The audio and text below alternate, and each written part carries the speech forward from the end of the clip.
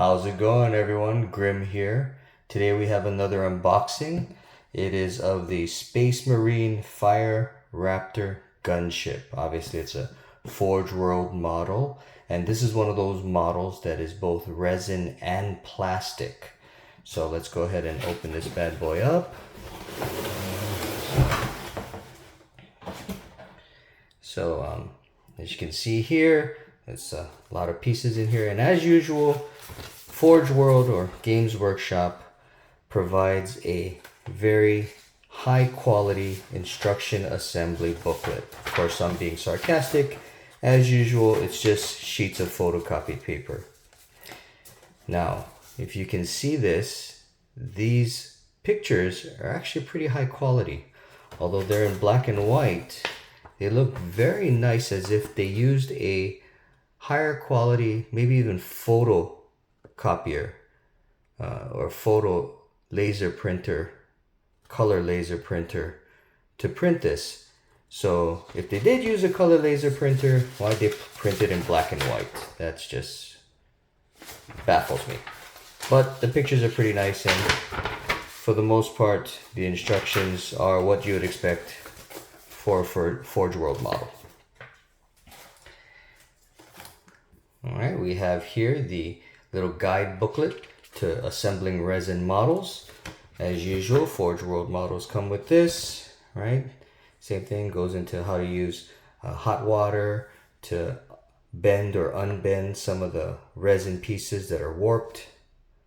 Talks about how you need to use green stuff to fill in the gaps, which is very unfortunate. And for anyone who has assembled a Forge World resin model before, you know that for the price that you pay, it's a little unfortunate that these pieces don't match up perfectly well, that you have to use putty or green stuff to try and fill in gaps.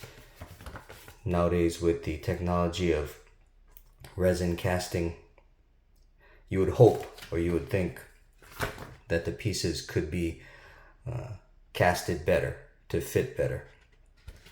Even more so, from what I understand, this particular model, because it is both plastic and resin, is even that much more difficult to assemble, because you're not just adhering resin to resin. In a lot of places, you're going to be adhering resin to plastic. Here is one side of the aircraft, and then the other side.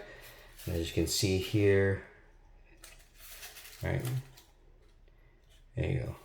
You can see it's warped because of these. In fact, let's go ahead and take it out. All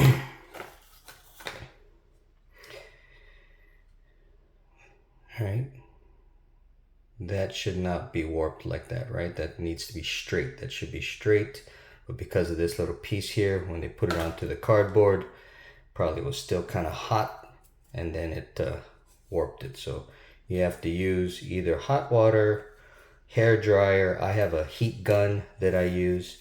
That you got to be real careful with the heat gun, because if the temperature gets too hot, then you end up causing more damage to the resin pieces. But you're gonna have to warp that back into place to make it straight.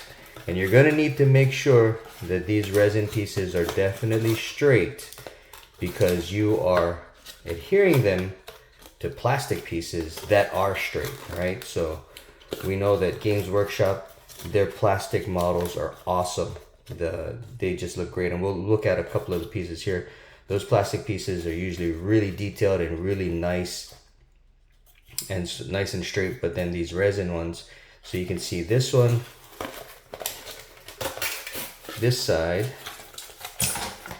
here is pretty straight, right? Look at that, compared to this side, which is pretty warped.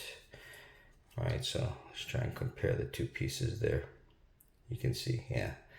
So assembling this is going to be that much more difficult, because this one is warped, at least more warped than this one. All right.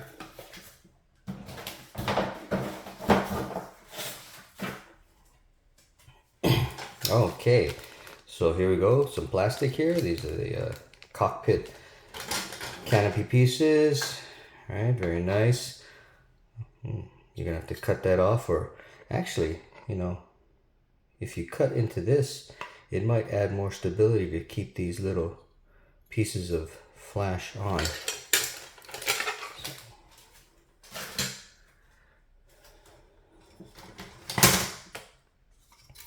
All right, this is what I was talking about. Look at that nice, beautiful plastic. Hardly any warping. I don't think there's any warping. I think it just looks great, but you're going to have to be able to connect this to the resin components. All right, some engine pieces. Oh, engine pieces here. These are the vertical engines, vertical takeoff engines. Probably a little bit on interior design, because remember this is a troop carrier as well, so there's a ramp in the rear that you should be able to build with it, be able to come down, and then it's supposed to be able to carry troops. And side doors here. I wanna just look at this real fast. These are the landing pads, the underside of the landing pads. And look at that. It's not just some flat thing like this, right? They could have just made it some flat plastic, but no. They went ahead and made treads and the little aquillas there. So that's pretty cool. I like that. And then these are the landing gear, so it goes on the underside there.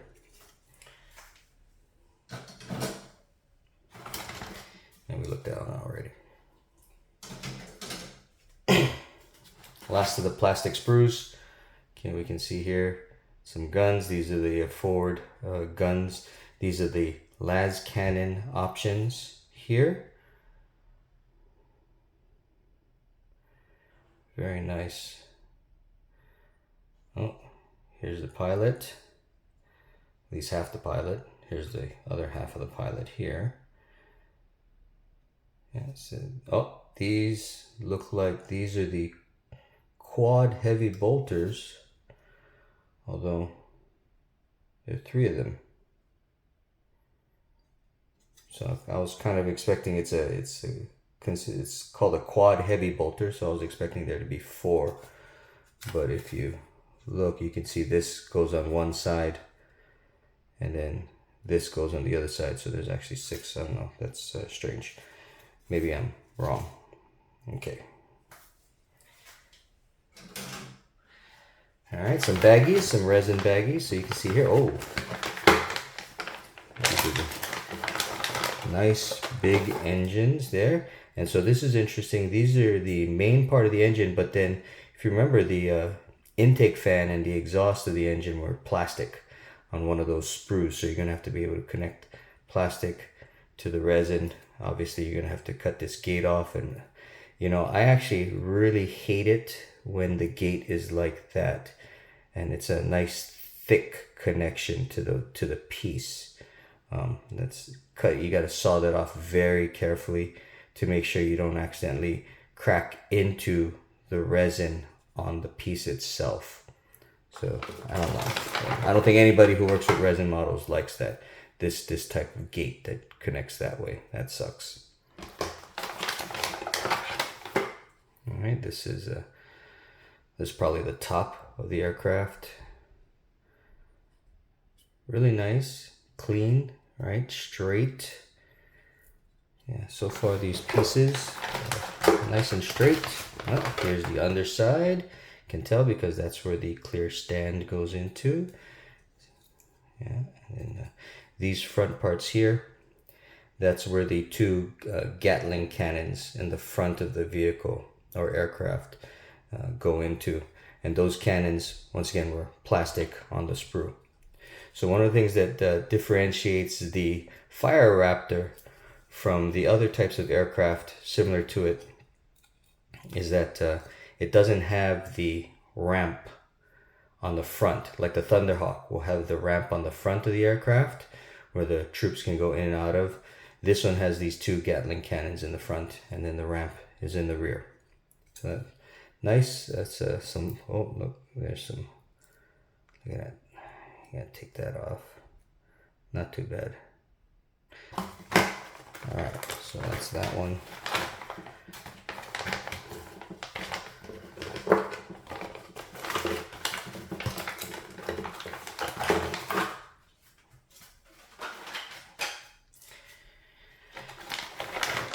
Once again, this retails for $209 US.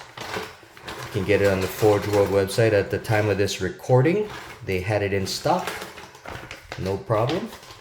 Okay, so these are the sides of the turret pods that on the side of the aircraft.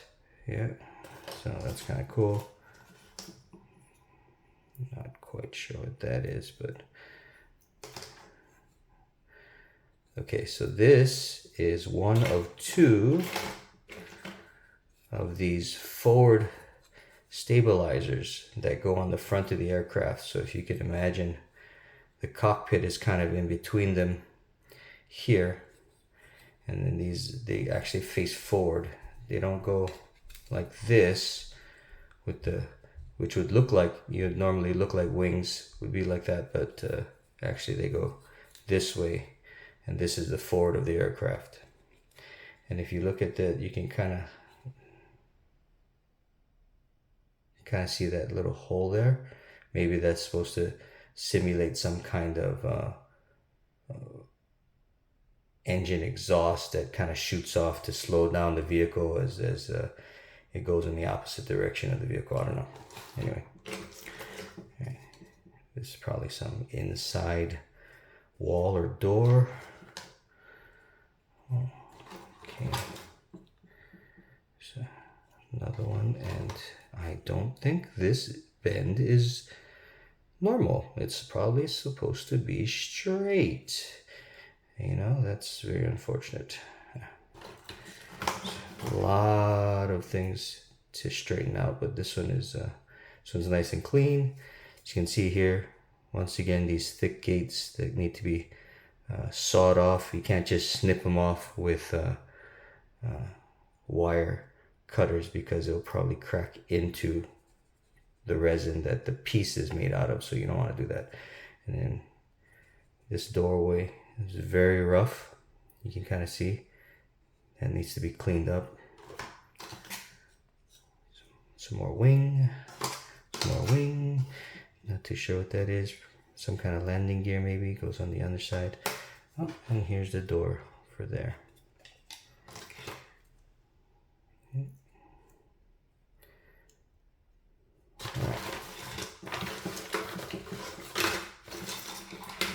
Alright. A lot of flash.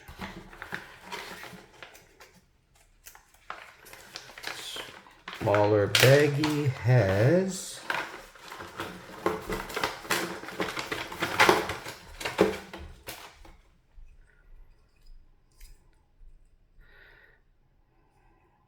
maybe the outside. Oh, these are the VTOL, the vertical takeoff engine compartments that go on the outsides of the wing. And then there's two more on the front. So those little small turbine engines that I was talking about earlier, the vertical takeoff engines, go right in there. And then these sit on the wing itself, or maybe these are the ones that go on the front of the fuselage. And here are the gunners, right? So we have these that connect there like that, that make the little gunner pod. And then on the side here, you'll attach either the quad heavy bolters or the las cannons. So it's kind of nice. Sorry, I'm going to center them.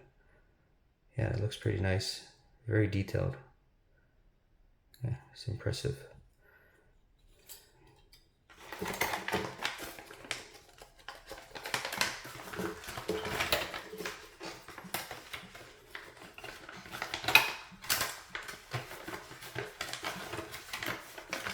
All right, the last bag here. Oh, a lot of small pieces, a lot of small pieces.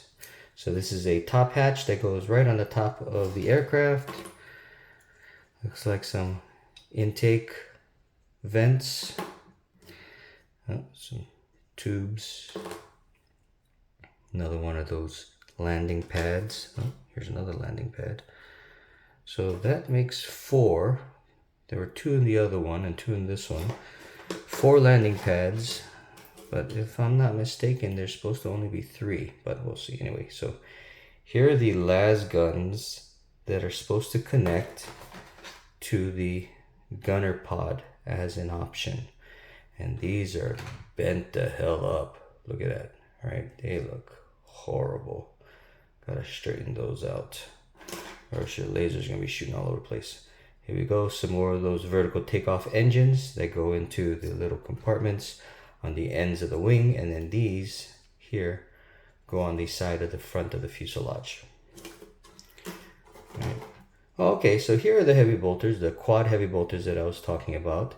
The other ones were kind of like 6 or 3x3, and so these are cool. These go on the outside of the gunner pod, right, like that. So that's cool. The arms of the 2 gentlemen in the gunner pods.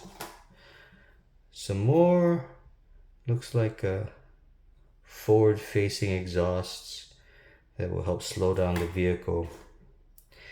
Okay, so these are the front Gatling guns. We had seen in one of the plastic sprues some Gatling guns, but I guess that's not the ones that go on the front of the aircraft. These are the ones that go in the front of the aircraft. So that's kind of cool. Okay, and then these are the little cockpit of the gunner pods, right? So the gunners are actually behind here. So I guess you can build it with or without this. If you build it with it off, then you'll be able to see the gunners as they're in the pod. But if you put this on, it's a little more realistic, because, you know, if you're flying in an aircraft as a gunner, you don't really want to be exposed. And this goes on the front of the aircraft, I believe, like a little sensor array right above these Gatling guns. Okay. Yeah, and that's pretty much it. Let me real fast go back and look at this sprue. So this sprue has Gatling guns, has 2 Gatling guns here, right? And I thought that they were the ones that go on the front, but no, this is the one that goes on the front. So what are these? These, I don't know. It's a good question. I don't think this is an actual option in Warhammer 40k. I know the rockets here, these are rockets that go under the wing. They're options. The las cannons are options, either the las cannon or the rockets. And then these triple bolters, triple heavy bolters, and these Gatling guns, they might not be for the Fire Raptor.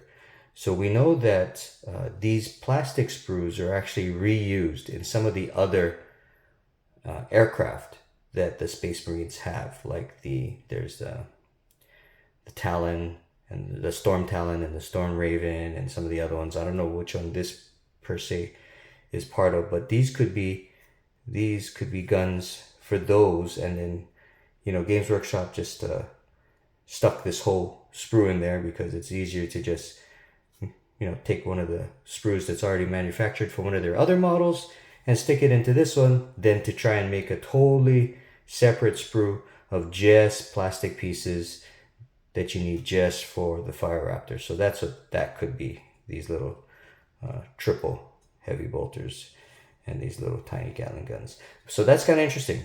Extra plastic, right? Extra pieces.